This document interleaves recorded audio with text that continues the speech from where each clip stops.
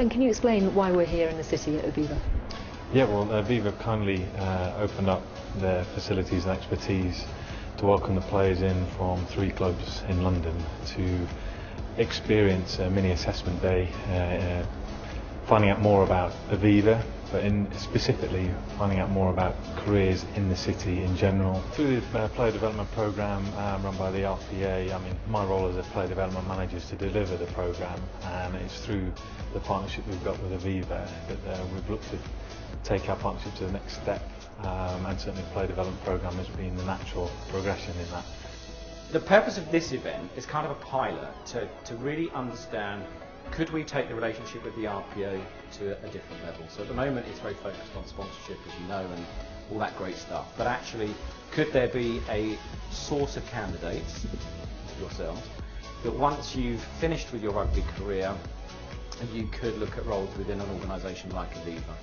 So this is not necessarily about getting you jobs in Aviva. This is about looking at what Aviva looks like, what it's like to work in the city. I'm going to do a quick one-pager around what typically would look like for our assessment and selection, so people coming out of external to the organisation internally, and also marketing, so a lady called Heather coming along who's going to talk about marketing.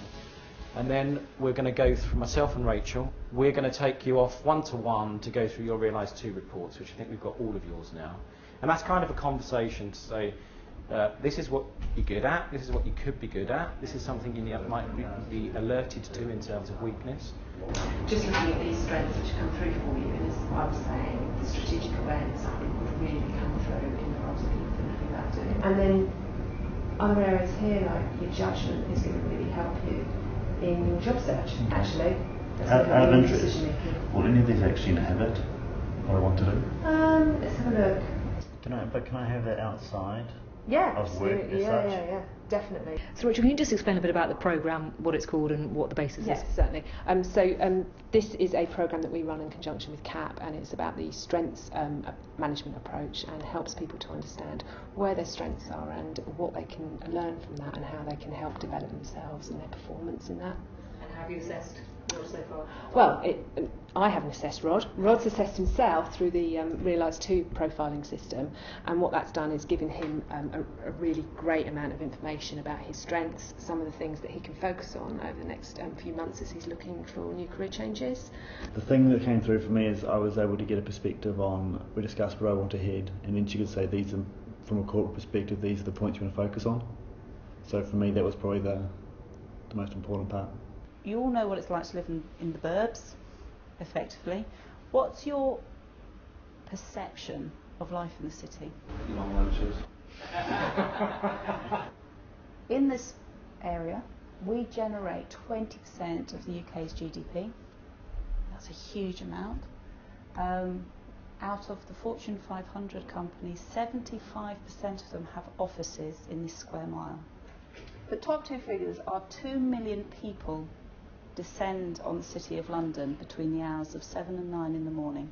So if you like your space, think about how you get to work.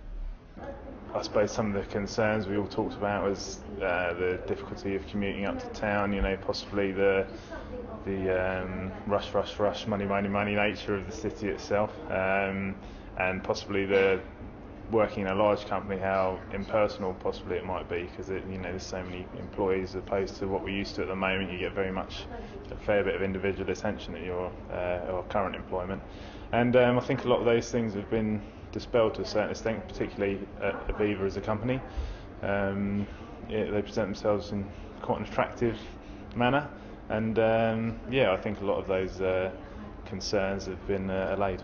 None of us are certain how long we're going to last. Some of us are more fortunate than others, and certainly the structure is there in place for now in the last 2 or 3 years, with player development managers taking a more